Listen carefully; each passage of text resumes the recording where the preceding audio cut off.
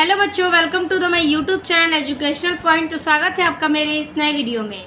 आज हम लेके आए हैं आप लोगों के लिए कक्षा 10 द्वितीय पाठक का अनुयोक्ति विलासा के अभ्यास प्रश्न को। कल के वीडियो में हमने इस सारे पैराग्राफ्स के हिंदी में अनुवाद और एक एक शब्द के अर्थों के साथ इसको समझा था। तो आज की इस वीडियो में हम इसके अभ्यास प्रश्न को देखेंगे। यूपी बोर्ड के एग्जाम में 10th क्लास के जो बच्चे हैं उन लोगों में प्रश्न उत्तर भी पूछे जाते हैं, तो हम इस प्रश्न उत्तर को, इस सारे अभ्यास प्रश्न को देखेंगे। तो आज की इस वीडियो में हम देखेंगे सारे प्रश्नों के उत्तर को। तो चलिए वीडियो को देर न करते हुए स्टार्ट करते हैं। जितने भी सारे यहाँ पर अभ्यास प्रश्न आपको दिख रहे हैं, ये सारे हम कॉपी में नोट कर चुके हैं। तो कुल 11 प्रश्न हैं।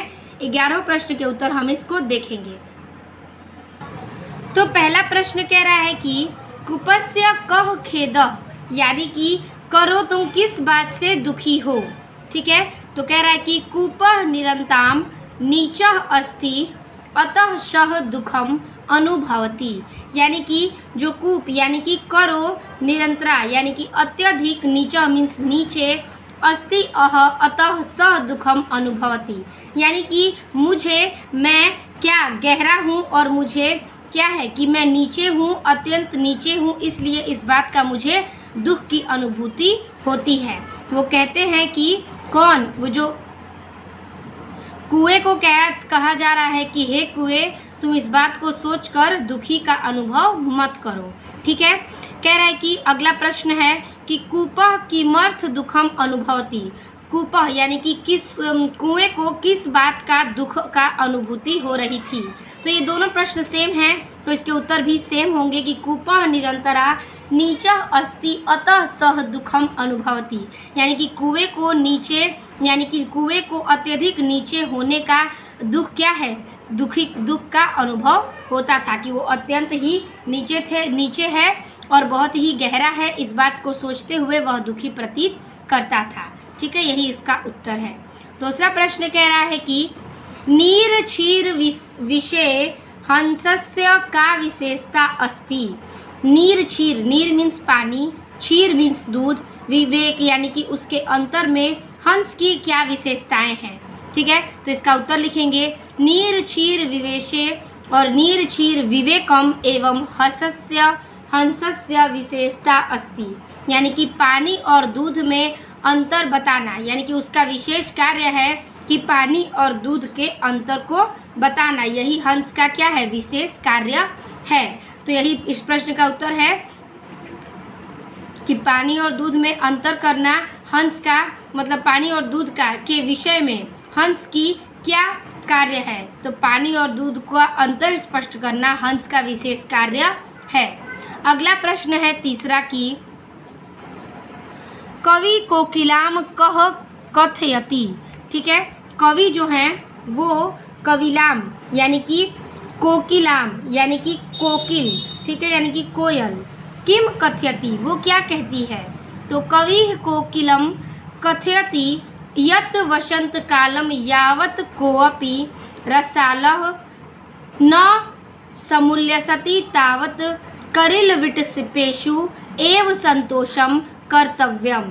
कवि कोयल के कथन में कहते हैं कि यत यानी कि कहते हैं कि वसंत काल यानी कि वसंत काल में, यावत यानी कि वसंत काल में खर्च करो। वो कहते हैं कि कोयल से कहना है कि तुम इस वसंत काल को व्यतीत करो, बिताओ। और कोइपी यानी कि कोई रसलास्य यानी कि आम का जो रस है, नहीं कोई आम का जो रस है वो समुल्यसति यानी कि विकसित होता है। कहते हैं कि इसमें कोयल जो है वह बसंत काल को व्यतीत करती है, समय काटो, और कोई आम का जो वृक्ष है उसको विकसित होता है, इसलिए करिल विटपेषु यानी कि करिल के वृक्ष पर एवं संतोषम कर्तव्यम, करिल के वृक्ष पर तुम रहकर संतोष का कर्तव्य निभाओ, यानी कि संतुष्ट रहो। वो कहते हैं कवि कि कोयल जो है वो अपने कथन में कहती है कि वसंत काल को तुम व्यतीत करो, क्योंकि जिस प्रकार से आम विकसित हो रहे हैं इस काल में जो आम हैं उनको विकसित होने दो, तुम करिल के वृक्ष पर अपना समय व्यतीत करो और अपने कर्तव्य को संतोष प्रदान करो। यही इसका अर्थ है। चौथा प्रश्न कह रहा है इस प्रकार से कि कवि चातक किम उपदिशन्ति, यानी कि कवि चातकम यानी कि कवि जो हैं वो अपने मित्र से किम उपदिशति क्या उपदेश लेते हैं। तो कवि चातकम उपदिश्यति यत् सह सर्वेषां पुरतः दिनं वचनं न ब्रूयात्।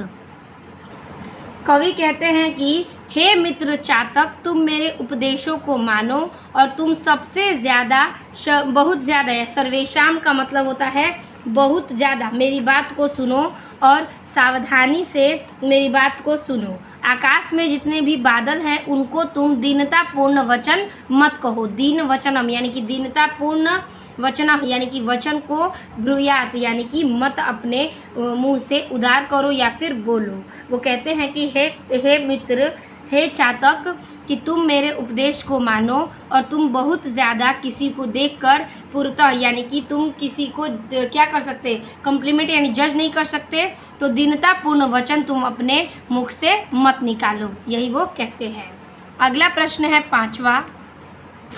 पांचवा प्रश्न कह रहा है एकमेव मुख्य दुखम गुणज्या सह तोलनम इति कह चिंतयति, यानी कि एक मैं हूँ, मुख्य दुख यानी कि मुख से दुखी हूँ, गुणज्या यानी कि मुझे रद्दी के सह कि मुझे तोलनम यानी कि मुझे एक मैं हूँ इस बात को लेके दुख हूँ कि मुझे रद्दी के भाव में तौला, इति यह कह चिंतयति तौला जाता है, यही मुझे बात की चिंता है, यानी कि तौलते हैं। वो कहते हैं कि एक मैं हूँ कि मैं दुखी हूँ क्योंकि मुझे रद्दी के भाव से तौला जाता है।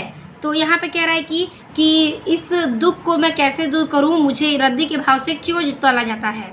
तो उत्तर है कि एकमेव मुख्य दुखम गुणज्या सह तोलनम इति सुवर्ण चिंतयति, यानी कि एक मैं हूँ जो मुख से दुखी हूँ क्योंकि मुझे रद्दी के भाव से तौला जाता है, और यह स्वर्ण यानी कि सोने का क्या है, चिंतयति है। ठीक है, क्योंकि यह सोने का क्या है, एक चिंतयति है। ठीक, तो ये मैं सोने का हूँ, मुझे इस बात का दुख नहीं है कि मैं सोना हूँ, मुझे गलाया जाए पीटा जाए, मुझे कोई दुख नहीं है, लेकिन मुझे दुख इस बात का है कि मुझे रद्दी के भाव से तौला जाता है।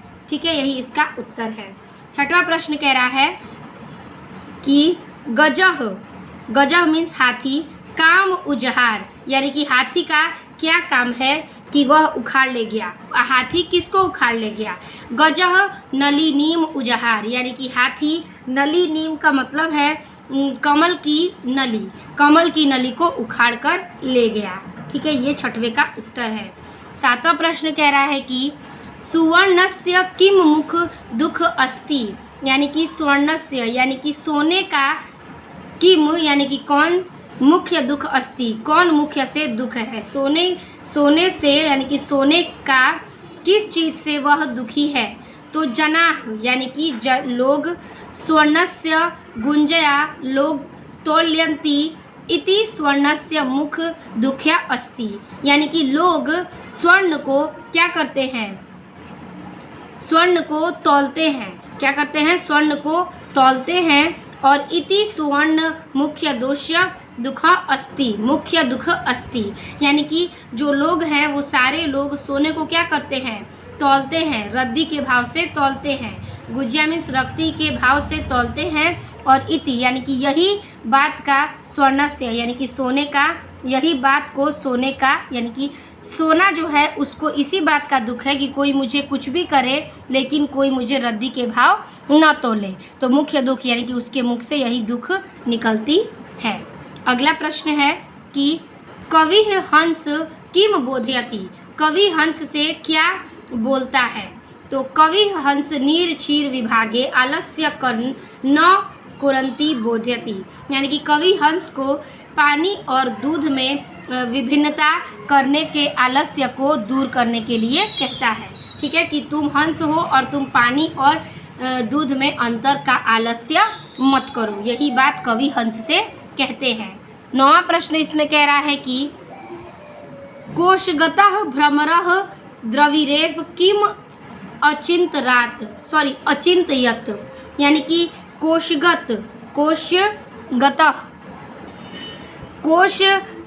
का अंत मतलब है कि कमल के अंदर बैठा, भ्रमः यानी कि भौरा, किम यानी कि क्या, चिंतयत यानी कि क्या चिंता करता है, यानी कि कमल के अंदर बैठा, जो कमल की नली में बैठा है जो अंदर भौरा, वह क्या चिंता करता है। तो उत्तर लिखेंगे कि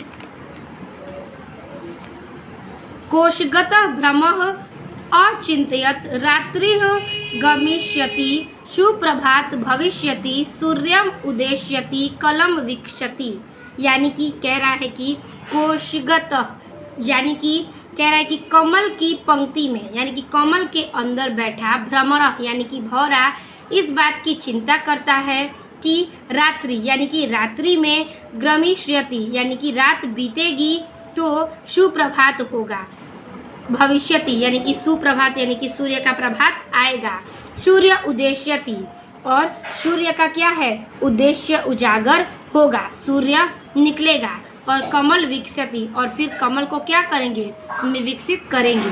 तो वो चिंता में रहता है कि रात कब बीतेगी, कब सवेरा होगा, कब सुबह आएगा, सूर्य का उदय होगा और कमल क्या करेंगे, खिलेंगे, विकसित होंगे, यही उसकी चिंता रहती है।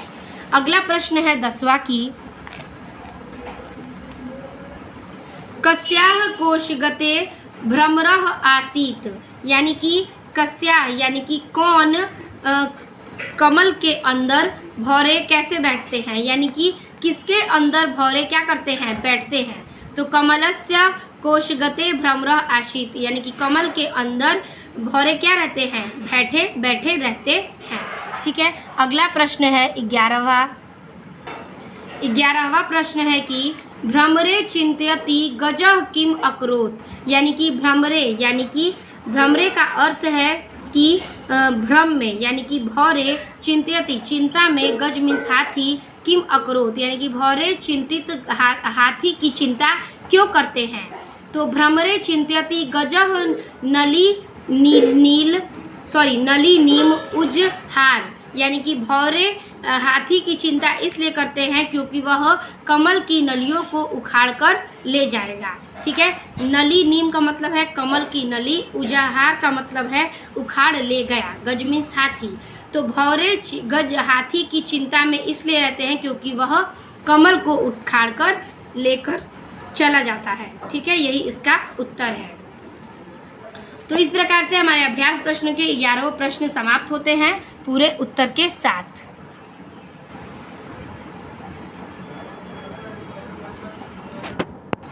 तो पिछले वीडियो जिन लोगों ने नहीं देखे हैं वो जाके देख सकते हैं, आपको एक एक पैराग्राफ के अर्थ के साथ हिंदी में अनुवाद नोट्स के द्वारा मिलेगा।